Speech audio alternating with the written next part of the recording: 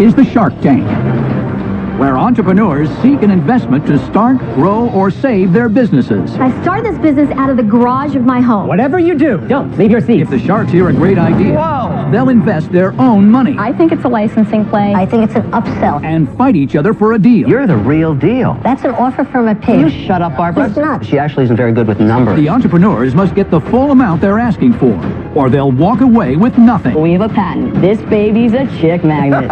This is a go-to-market investment opportunity. This is a prototype. Oh my God. Have you ever played in the retail space? No, that's why I need a partner. This is a critical moment. Well, how are you going to help me? Who are the Sharks? They're self-made business experts worth billions. Kevin O'Leary is a shrewd venture capitalist who made his fortune selling a children's educational company for over $4 billion.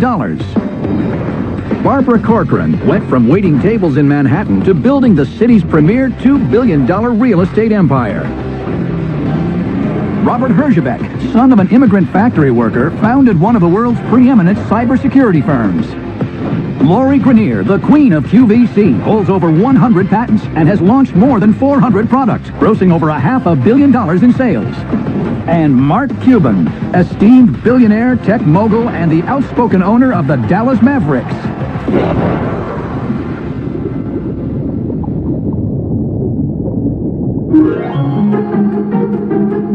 I'm Oliver. And I'm Sam. And we're best friends and business partners from Denver, Colorado. We're high school freshmen, but we've been friends since preschool. Sam, what do you think about this? I like it. Our moms and dads are entrepreneurs, and they've always encouraged us to think and tinker and invent, and it's just really in our blood. One day, Oliver and I were enjoying one of our favorite treats, and an idea came to us, a solution to solve a very sticky problem. Let's make sure we got the consistency right. We worked in my mom's kitchen to figure out the perfect mixes and measurements to make the best prototype. All right, time to bake. All right. Hi, Sharks. My name is Sam Nassif. And I'm Oliver Greenwald. Our parents have always told us you only get one chance to make a great first impression. I think we need a little bit more energy there. Show our confidence and Yeah. make sure they get we mean business. We've been practicing our pitch every chance we can get. We just want to walk into the tank really prepared. We really know that we've got a great product that we can license to a big manufacturer. And with a shark on our team, we'll be dripping with cash.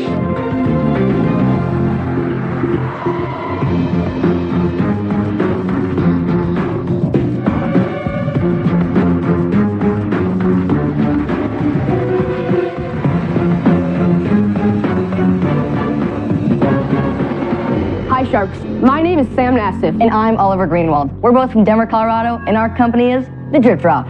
We're seeking $50,000 in exchange for 20% of our company.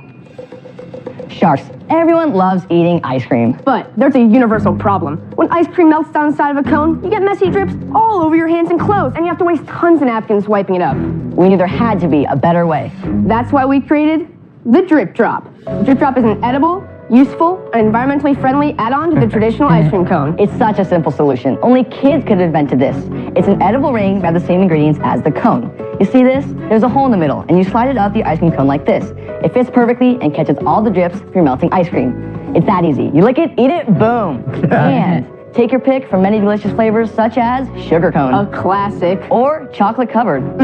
Tasty. Sharks, we need your money and advice to help get the Drip Drop in every ice cream store in every mouth in the world. Now don't worry, Mr. Wonderful. No one's gonna steal our cool new product. Because it's securely patented. Yeah. That's right. We may not have driver's licenses, but we have a patent. This baby's a chick magnet. That's awesome. Yeah, Sharks. that's good. The Drip Drop is simple. It solves the real problem. It's environmentally friendly, it's patented, and it sure is catchy. But Dude, come on. We can do better than that. Let me try. I scream drip. we scream drop. And now, Sharks, you can scream for the Drip Drop. So who wants some ice cream? We've got all your favorite flavors. Bring it. Nice job. Very well done, guys.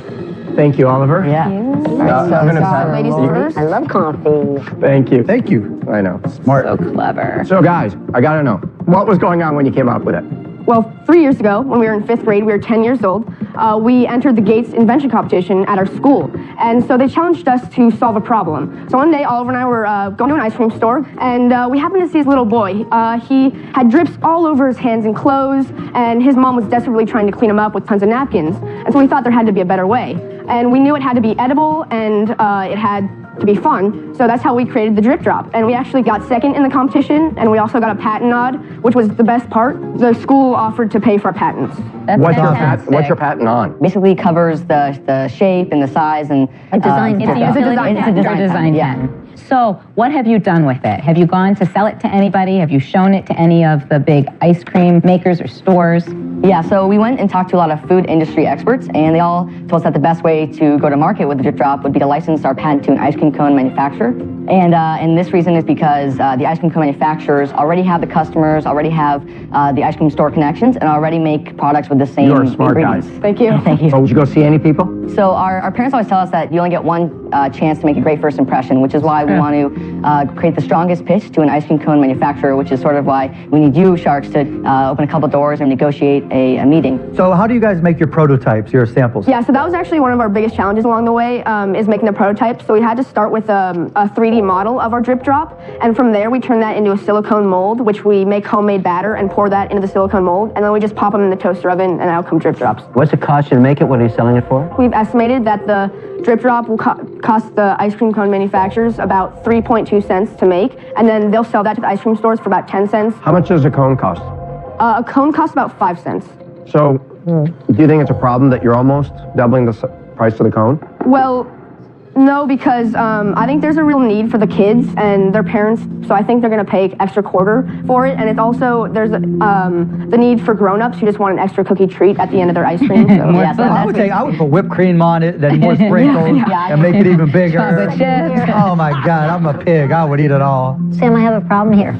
Your drip drop is dripping like crazy. It's coming off the On an edge. angle, though. Like we've said, we're just making these at home as prototypes, so obviously if we went to a manufacturer, we would make sure that the design is perfect and catches all the drips. You'd raise the lip a little bit. Yeah, and that's where we want to use some of the money, is to hire a food engineer to sort of help it cinch up on the cone the best and look the best and help the functionality. Well, you know what? I'll give you this credit. You came out here. You're 14 years old. The key is really the patent. Yeah.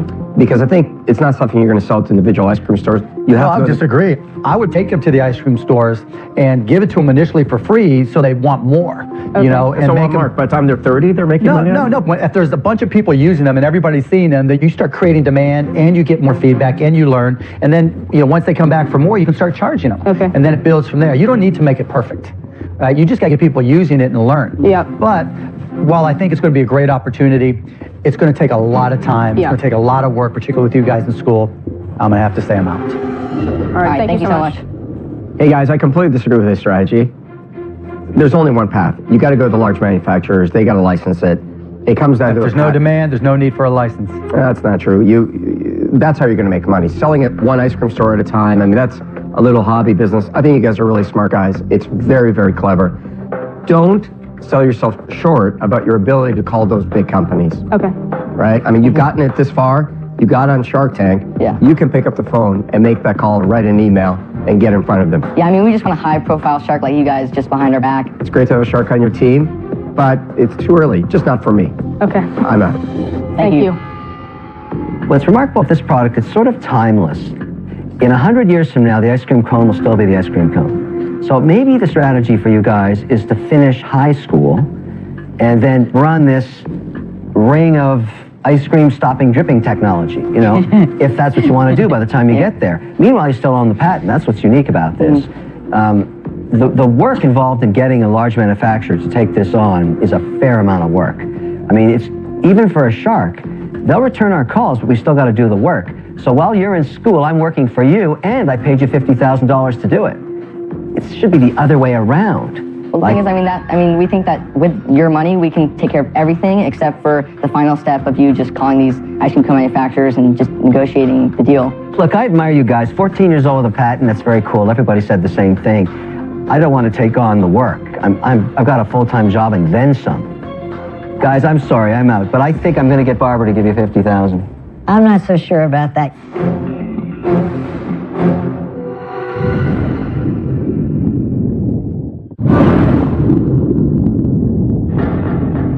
Three sharks are out. Barbara and Lori are Sam and Oliver's last chance for a deal for their ice cream cone accessory company, the Drip Drop. You got a lot of things wrong with the business, I think. So I'll just give you the list.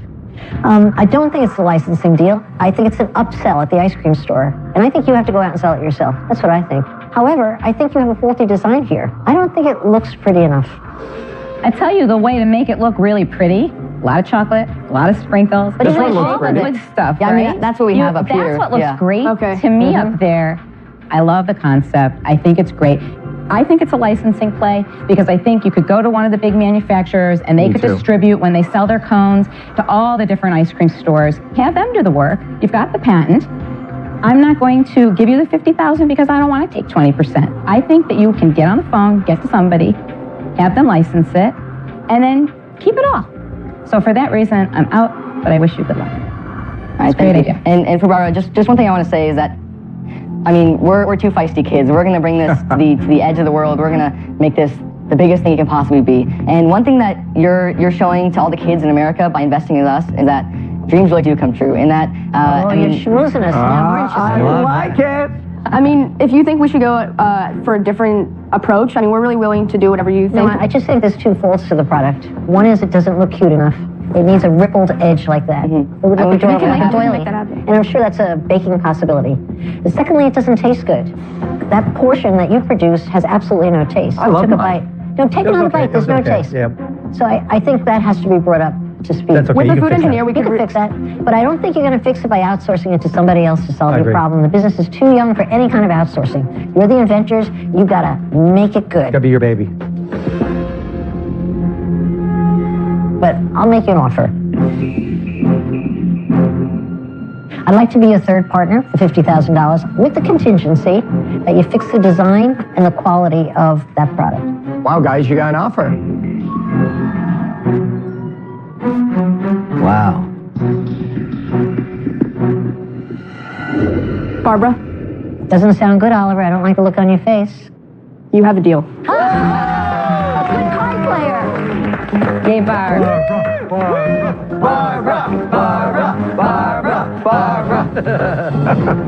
We're going to marry you both when you're 20. Congratulations, guys. Congratulations, guys. thank you. You'll regret it.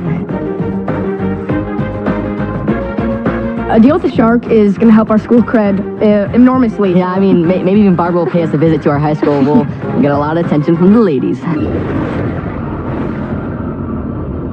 In Season 6, we watched Shauna and Kurt Federson make a deal with Mark Cuban for their women's sports fan clothing line, Game Day Couture. My wife kills me every single year saying the Mavs have horrible clothing for women. I've already got it designed. Deal. Let's see what they're up to now.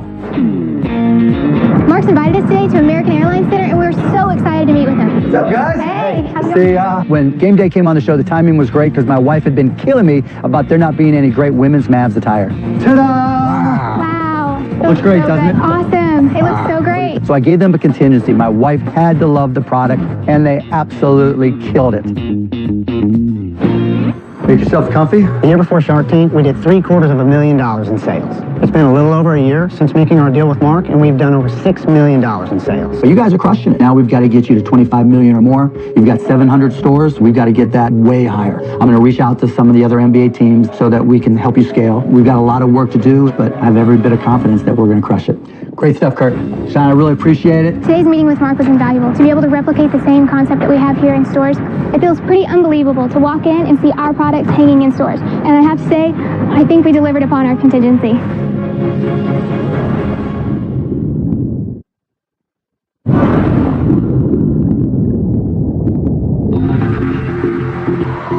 Next up are entrepreneurs who believe they have a lucrative spectacle for the Sharks.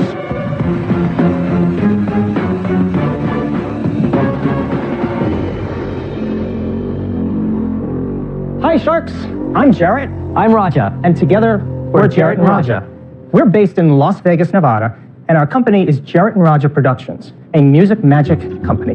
We're seeking $750,000 for 40% of our company to help produce a new musical magic spectacle titled Miracles for the Las Vegas Strip. I'm a magician who has studied under the great Harry Blackstone Jr.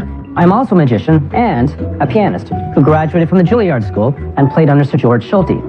Now, what makes us so amazingly different than anyone else is the unique combination of a magician and a pianist. Tonight, we brought a small sample of our new show, Miracles. Ooh.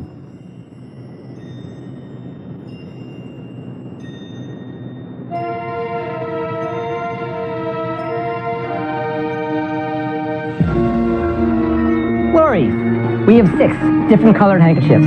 Pick a number between 1 and 6. 3. 1, 2, 3. The red handkerchief. Thank you.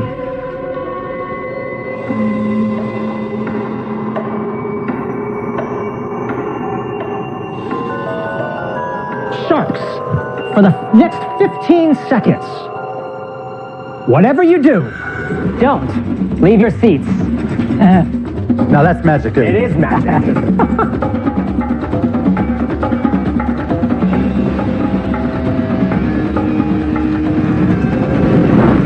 Whoa! Oh my God. Go! Oh! Wow!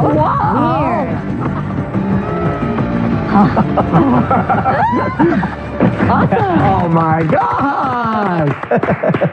Jared, if you do it with Barbara, I'll give you the 750. Come on, join our show. That was great. Thank you. That was really cool. Thank you. And that's a small sample of our show, Miracles. Do you have a venue secured? Excellent question. In Las Vegas, the casinos now rent you the showroom. It is no longer the days of paying you a salary, a fee. They're the landlord. It is up to the headliner to come in with a full team, do the marketing, advertising, everything to put butts in seats. Everything.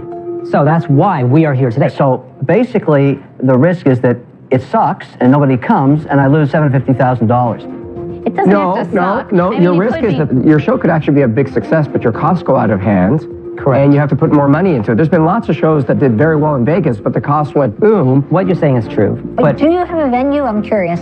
Yeah, we're in discussions with the venue right now. But you need to come fully funded before you come to them. We are in discussions, and the president of the hotel is interested, which is wonderful. We have an opportunity. As long as you pay the rent. As long as you pay the rent. Exactly. How many does the room seat? Generally, it seats 1,600, this particular theater. How much can we get per ticket? Tickets are $59.95 general admission. How many shows a day? 1 show a day. What? Why can't you guys do 2 shows a day? We can't. Because it's hard to do. It's up to if the property wants it or not. Okay, you drink a lot of coffee and do 3 shows a day. Well, but they You can't also sell that many have to tickets. fill it 3 times You can't a day. sell that many tickets. You don't want to have an empty room. How many other magic acts are there in Vegas right now? There are 11 other magic acts. From what I understand, in the last 12 months, the average age of people going to Vegas has gone down. The most popular venue right now is the nightclubs and the beach clubs. Right. So it's a younger demographic going to Vegas. It which is part of the reason why the casinos are not willing to invest in shows, because they're not drawing in the people like they used to. How are you going to get people to come in? Well, that's marketing. It's the power of the billboards and the cab-backs and So really... you're going to do it like everybody else does it. That's expensive. Here's the challenge. Great act. Thank you. There's 11 other acts. I'm going to Vegas. I'm sitting in my hotel room. I see a flyer. Right. How is it different? Because, people in Vegas are bombarded with entertainment. Yeah. Why is yours different? Robert, our goal really is to be the next Siegfried and Roy. I hate to be tacky about that, but that's our dream, that's our goal, that's our vision. It's great to dream. Out of all the new acts launched every year in Vegas, how many are successful and how many fail? That's a good question, Robert. It depends on the genre of the show, the type of the show. It really does. In your performance, you'll see a graph of the I'm different going to say shows. it's pretty low.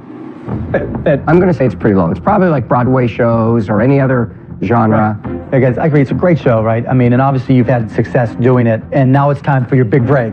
That's what you're hoping for, and I get that. But having produced a lot of movies, it's hard to translate great movies into getting people to go to the show. You guys are in the same boat. It's just so difficult to do. Otherwise, you would have already done it. I'm out. It's such a wild bet as to whether you'll succeed or not on the money side. It just seems to me so scary and with very little control. It is. Taking a crapshoot, they have to go out. I'm out. It's a bet. I would feel more comfortable if you had a following or a brand. Now, regarding brand, I want to address that. Las Vegas is a unique market in that people want to go to Vegas and see a show they cannot see anywhere else. But they have 10 other magic shows they can go see. It's virtually impossible to make money the way you're trying to do it. I'm out. Okay. Okay, thanks. Thank you. Guys, I look at risk return, too risky. I'm out. Okay, Kevin, thank you. Okay, Kevin, thank you. Think about this. Why be somewhere where you have so much competition, right? I'm looking at the two of you, and the only thing I'm thinking is you should not be in Vegas. Seriously, I think that you should be in a great major city, Just take the city of Chicago or the city of New York. Right. Tons of hotels and tons of people that live there. I don't think, at least in Chicago, that there's any big illusion shows. No. You should be doing exactly the opposite. You should go into the small Well, if they town move to Chicago, for $50 will you give ticket. them the money, Lori? I love what you're doing, but I think you're focusing on the wrong market. And for that reason, I'm out. Thank you, guys. Thank you. Thank you, guys are great. Good luck. All right. Thank you, Good guys. luck, guys. Thank you very much. Thank you. Entertainment is all about risks. We understand that. We know. That's why we're here. It's a risky business. And the risks simply outweighed, the advantages for the Sharks.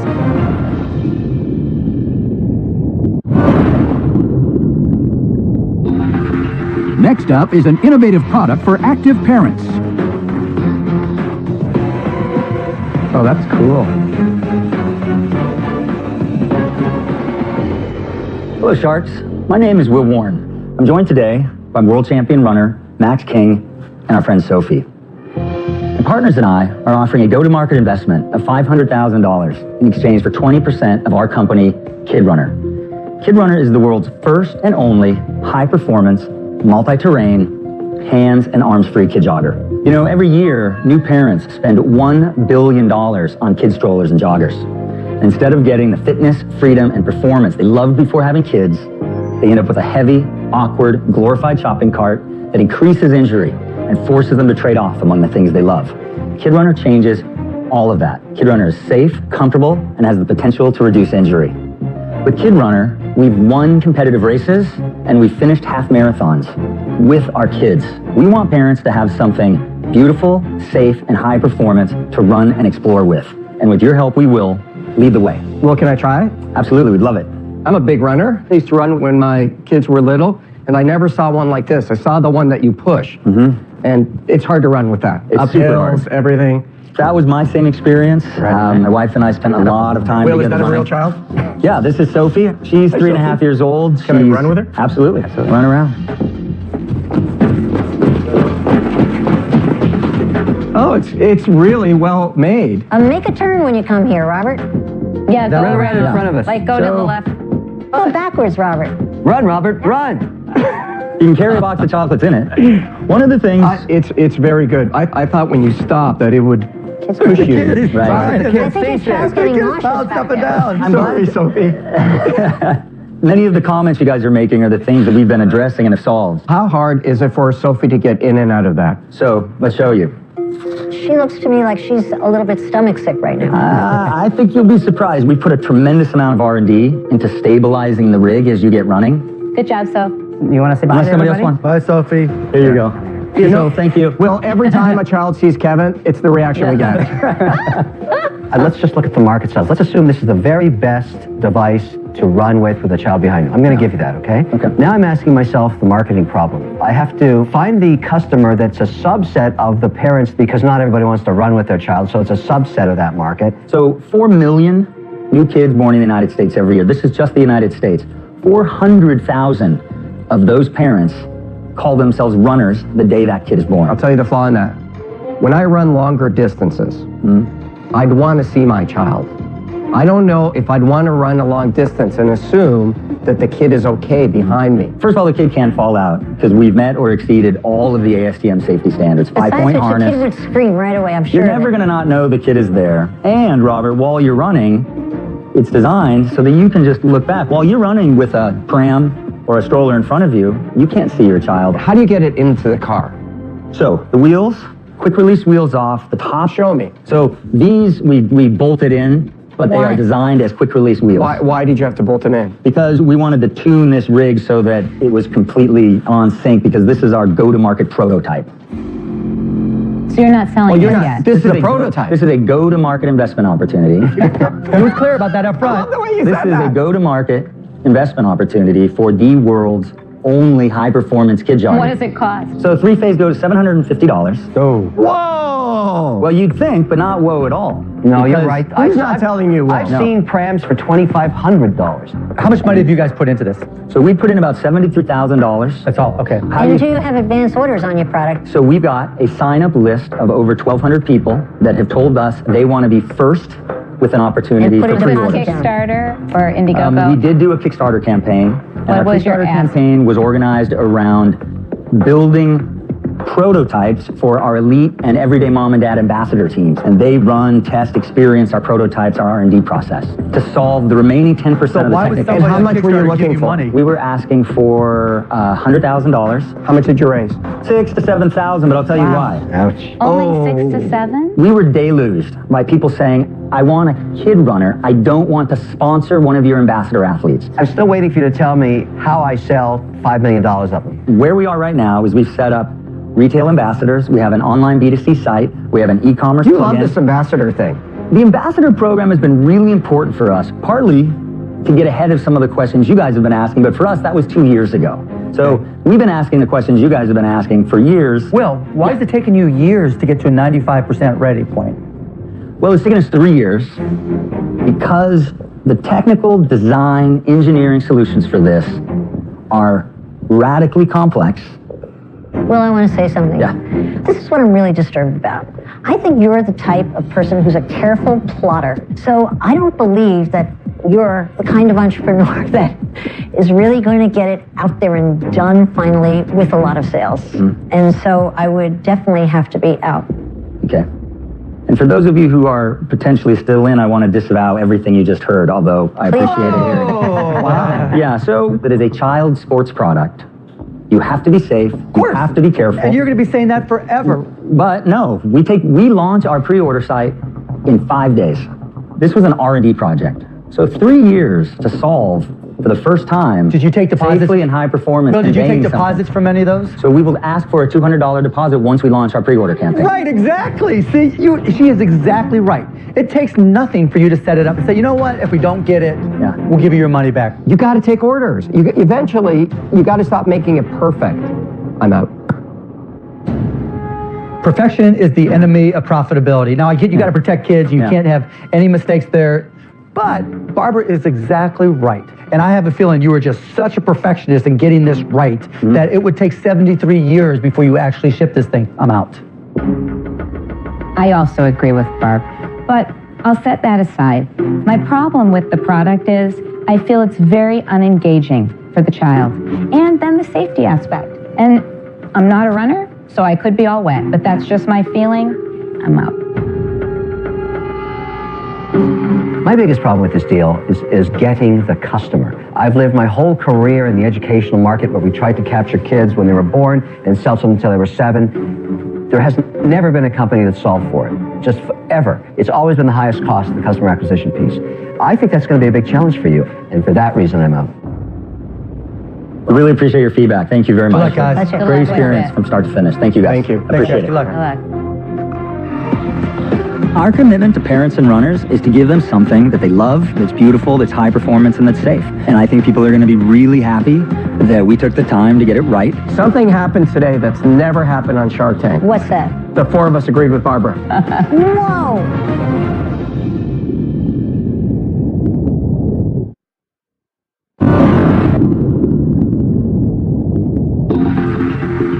Next up is a product line to make life easier for parents.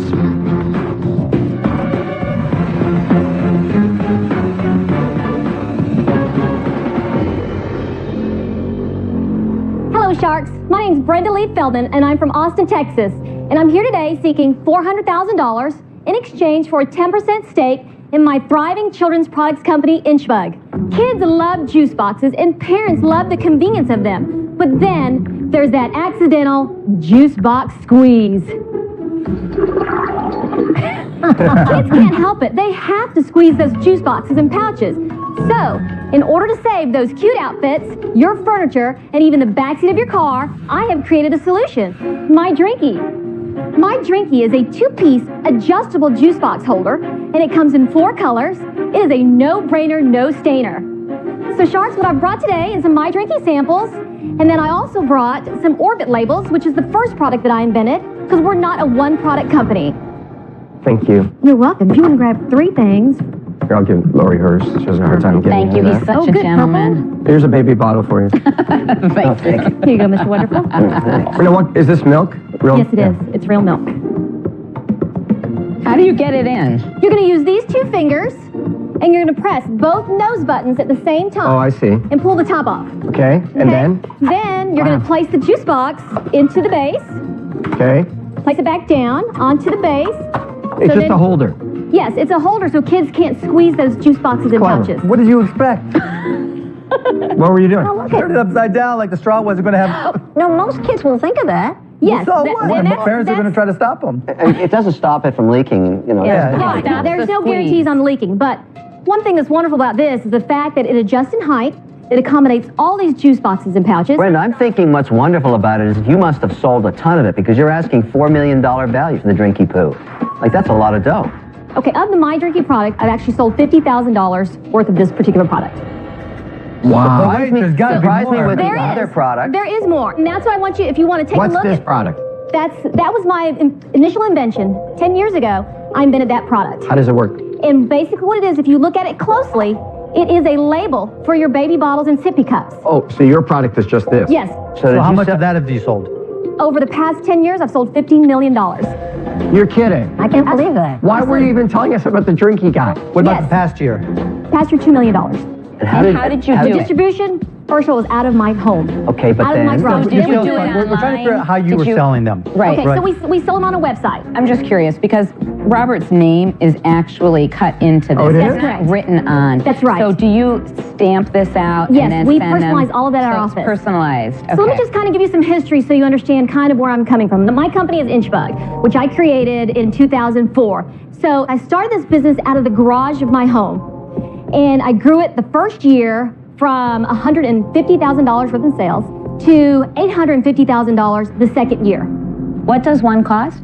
They're actually sold in a package of 4, and they're sold for $12.95. How much it cost you to make them? How much to make? $1.44. $1.44 you sell as well? Personalized as well. Listen, you're the real deal. What are you selling though? Orbit labels or My Drinky? What I'm offering to you is I'm offering you a portion of my business. So it's everything together? That's correct. Is this tried and true? Do you know if this is working? Yes, it's absolutely working. Only at $50,000, so. You compare the success of the Orbit labels versus My Drinky. My Drinky's a dog. The labels are where the action is. I don't think this is ever going to be what the Orbit Well, let's label hear is. out, Well, right? let me explain to you why those sales are where they're at. Our manufacturer, it's based here in the U.S., had 2 plants. One plant burned down, but what ended up happening is they start shifting their work, appeasing their larger clients. Okay? So we have had a big issue with just inventory. So Orbit labels, where does it flatline? Okay, so right now we're at $2 million, and we've Per been... year? Per year, and that's actually been for the past 4 years. So they've leveled out. It's flat. So right now, it's been just a small incline. Now, this particular product is one that I think would be wildly successful in the retail market. Oh. And this is Have you ever played in the retail space with a product? no, and that's why I need swear to you, a partner. you are lucky. So much better from the outside. And even if you get into the stores, you have to worry about your inventory monitoring, them sending inventory back to you. It's a whole different huge business. problem. You've built a franchise online, and you have customers that are very happy to buy from you online. Why mess with retail? I hate Drinky Poo in retail. That sucks.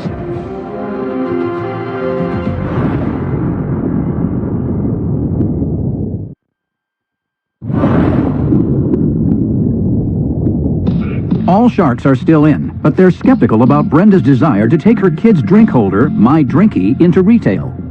You should just focus on the label. You built a franchise online, and you have customers that are very happy to buy from you online. Why mess with retail? I hate Drinky Poo in retail. That sucks. I mean, because you have to give half your margin. Who wants that? Okay, we've been in our business for almost 10 years. If you walk into any daycare facility, you'll most likely find one of our labels there. Got it. So we want to capitalize off of that. You can give it a whirl, but to take a lot of inventory, get stuck into stores, if it doesn't work, and maybe get it back, that would be a problem for you. Well, I know there's interest because I am negotiating with a big box store. Yeah, but Brenda, don't forget, people in retail like new things, but it may not sell through. You have $2 million worth of basically recurring revenue. You're living the dream, and the grass is always greener. Retail is hard. I'm out. Thank you very much. Brenda, you're taking on a whole new business, but you're not really playing to your core competency, which is customizing. And you're selling $2 million worth, right? You're killing it. But instead, you're trying to go in this whole new world of retail, which doesn't play to the thing that makes you different and better and has really made you your money. So for those reasons, I'm out. Thank you. That's Brenda, I think the beauty of a juice box is it's one step. Pop the straw on, End of story. You managed to take a simple process that every mom loves and make it complicated. I would never spend the time opening that up, putting the box in, putting the cap on, then putting the straw on. It defeats the whole purpose. So you're here selling really a waning business with your eye on the wrong ball. And for that reason, I'm out. Well, I do believe there is future for this product. What I think is, it's like the saying, if it ain't broke, don't fix it. If you've got a winner, don't quit it, don't change it. Just keep going with it until it doesn't work anymore. You're going to make it. And I wish you the best, but I'm out. Thank you.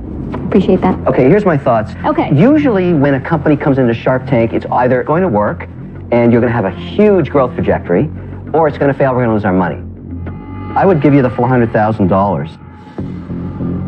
We agree on a royalty. Your margins are huge. You could probably pay me $1 on every one you sell until I get back 3 times on my money and then it goes away. There's no perpetuity here, but I own 5% of your business, which keeps me interested in working with you. The beautiful thing about your business that attracts me to it, and why I'd like to work with you is, take Wicked Good Cupcakes, run by 2 women. Oh, no, not Wicked again. I'm so tired of hearing about Wicked again. That's an offer from a pig, Brenda. You should know that. Well, how are you going to help me? You'll meet my social media team.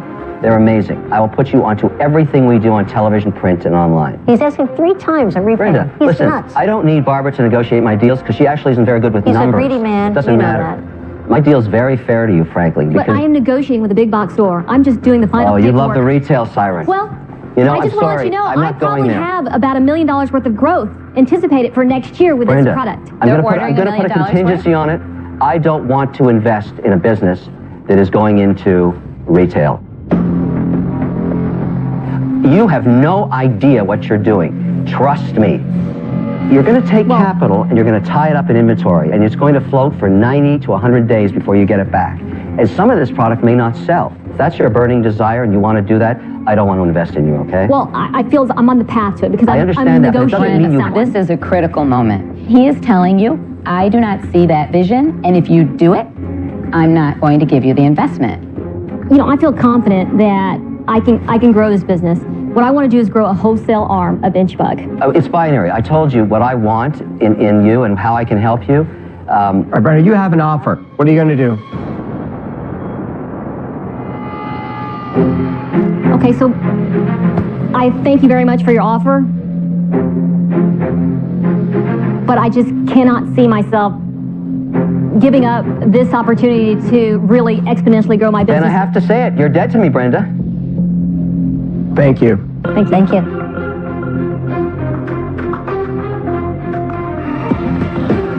I think Kevin lost today because I think my Drinky is going to make it in retail. I think it's going to be wildly successful. I'll continue working hard. There's no reason to quit at this point. She's killing it. Why does she want to do something different like that? She's bored. I feel After sorry 10 for years her. doing the same old thing, You know, it there's gets nothing. boring. You're right. She's bored, and now she's going to go Boring. blow $1 million. Next time on Shark Tank, it's a battle of the billionaires as Silicon Valley mogul Chris Sacca and tech titan Mark Cuban go head-to-head. You tell me, what do you think you need from the rest of the line here? Are you really that clueless? I haven't heard you speak up, Mark. I'm listening, right? Have you invested money in this? Yes. Can we have a moment of silence for that dead money? I see all the challenges, and that's why we're here. Mind your own business, if you don't mind, Mr. Baldy. It's evil! This is the worst idea I've ever heard on Shark Tank. Breaking new details on music legend Prince's sudden and mysterious death on a special 20